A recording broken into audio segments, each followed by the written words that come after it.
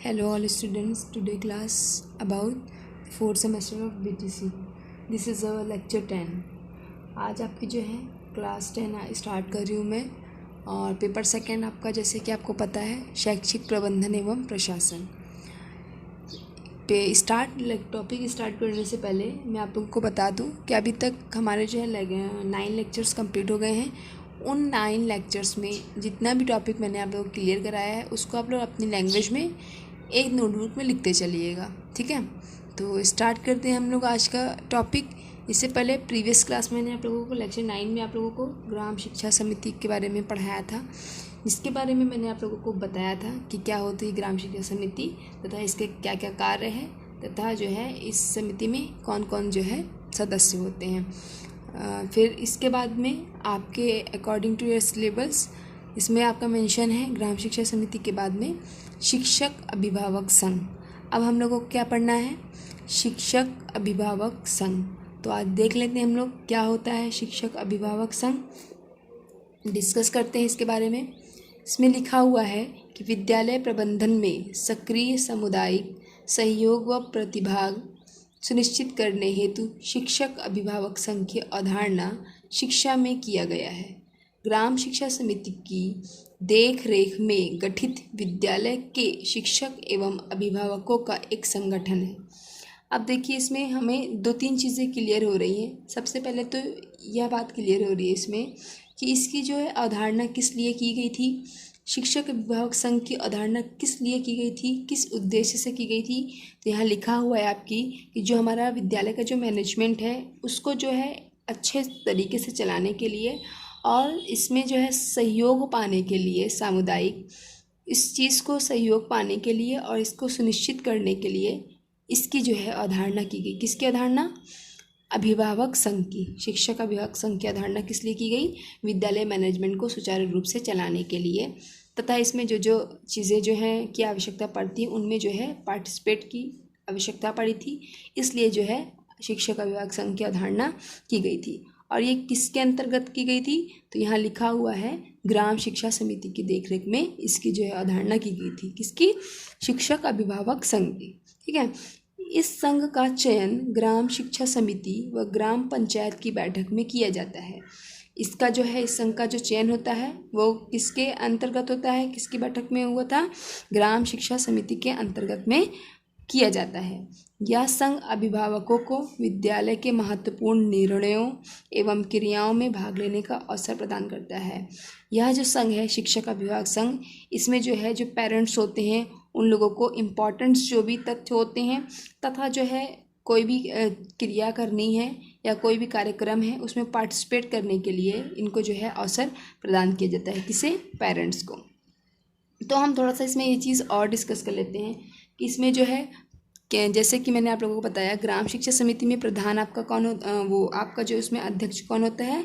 ग्राम का प्रधान अध्यक्ष होता है। तो इसमें हम थोड़ा सा डिस्कस ये करेंगे कि इसमें जो अध्यक्ष कौन होता है? इसमें अध्यक्ष जो है वो अभिभावक होते हैं और सचिव इसमें जो है वो कौन होता है? विद्यालय का प्रधानाध्यापक होता है। ध्यान रखिएगा इस बात को, इसमें जो है प्रधान जो अध्यक्ष होता है वो अभिभावक होता है और जो सचिव होता है शिक्षक अभिभावक संघ में वो विद्यालय का प्रबंधक होता है, ठीक है। फिर इसमें थोड़ा सा हम लोग अगर ग्राम शिक्षा समिति को समझ लिए हैं तो थोड़ा सा हम लोग डिस्कस ये करेंगे कि इसमें जो है क्या क्या कार्य होते हैं और किस लिए इस संघ की आवश्यकता पड़ी थी, ठीक है। इस संघ को का जो है किस लिए इस संघ को लाया गया। तो इसमें देख लेते हैं हम लोग। बच्चों का विद्यालय में नामांकन व उपस्थिति में सहयोग देना। इसका कार्य क्या था कि बच्चों की जो उपस्थिति है विद्यालय में इसमें और जो उनका जो है एडमिशन्स वगैरह है इसमें बढ़ोतरी करने के लिए इसको मेंटेन कर रखने के लिए इस संघ की आवश्यकता पड़ी थी, ठीक है।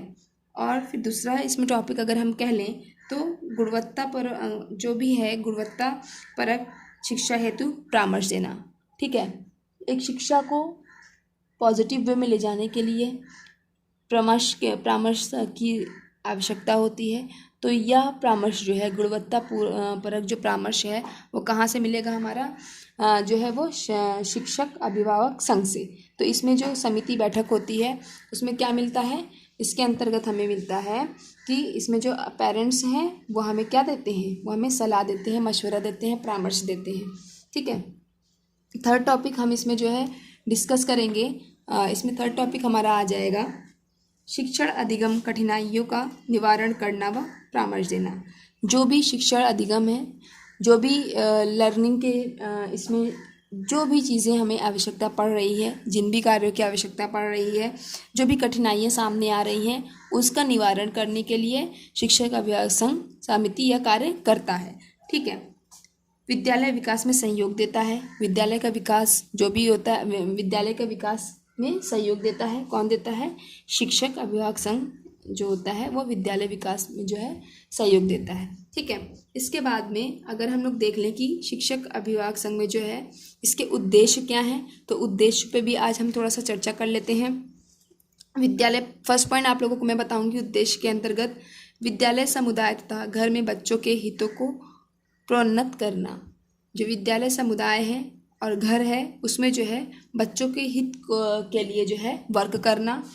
फिर दूसरा अगर हम कह लें, सेकेंड पॉइंट को अगर हम थोड़ा सा डिस्कस कर लें, तो अभिभावकों तथा शिक्षकों के बीच घनिष्ठ संबंध स्थापित करके पारंपरिक सद्भाव एवं समझदारी का उत्पन्न करना। जो भी है अभिभावक, पेरेंट्स हैं और टीचर्स हैं, इनके बीच में क्या होना चाहिए? एक रिलेशन जो है वो मजबूत होना चाहिए। एक रिलेशन का मजबूत होना बहुत ज़रूरी है।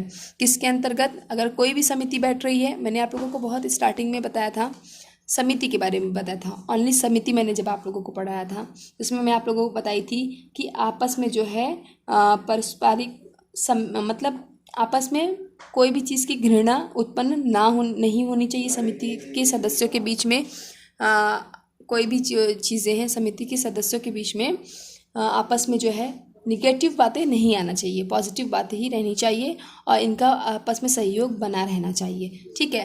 तो जिससे क्या होगा, जो भी हमारा जो ये परामर्श निकलेगा इसके अंतर्गत वो क्या निकलेगा? पॉजिटिव वे में निकलेगा। ठीक है। थर्ड पॉइंट अगर हम डिस्कस कर लें इसमें, तो शिक्षकों तथा माता पिता के बीच ऐसे सहयोगपूर्ण प्रयासों को उत्पन्न करना जिससे बच्चों का शारीरिक, मानसिक, सामाजिक तथा आध्यात्मिक विकास हो सके। अब हमें एक पॉइंट और पता चलता है कि इसके अंतर्गत शिक्षक अभिभावक संघ के अंतर्गत कि इसमें जो है ऐसे टॉपिक को भी डिस्कस किया जाता है जिसमें जो है ऐसे तथ्यों पर विचार किया जाता है जिसमें जो है बालकों के हित के लिए शारीरिक, मानसिक, सामाजिक ये सारे जो है विकास हो सके। कैसी हम शिक्षा लेकर आएँ जिसके अंतर्गत जो है बालकों का जो है विकास हो सके, है ना। फिर इसके बाद में हम लोग देख लेते हैं कि क्यों आवश्यकता पड़ी, किसकी? शिक्षक अभिभावक संघ की आवश्यकता किस लिए पड़ी, थोड़ा उसको भी डिस्कस कर लेते हैं। अगर हम ये कहें कि विद्यार्थियों के उचित विकास के लिए, बिल्कुल विद्यार्थियों के उचित विकास के लिए आवश्यकता पड़ी। क्यों? अभी जस्ट पहले आप लोगों को फोर्थ पॉइंट जब बताया कि बालकों के जो है शारीरिक, मानसिक, सामाजिक इसका विकास हो सके, इस तथ्य पर जो है डिस्कशन हुआ, इस तथ्य को जो है पर विचार किया गया। किसके अंतर्गत? शिक्षक अभिभावक संघ के अंतर्गत किया जाता है।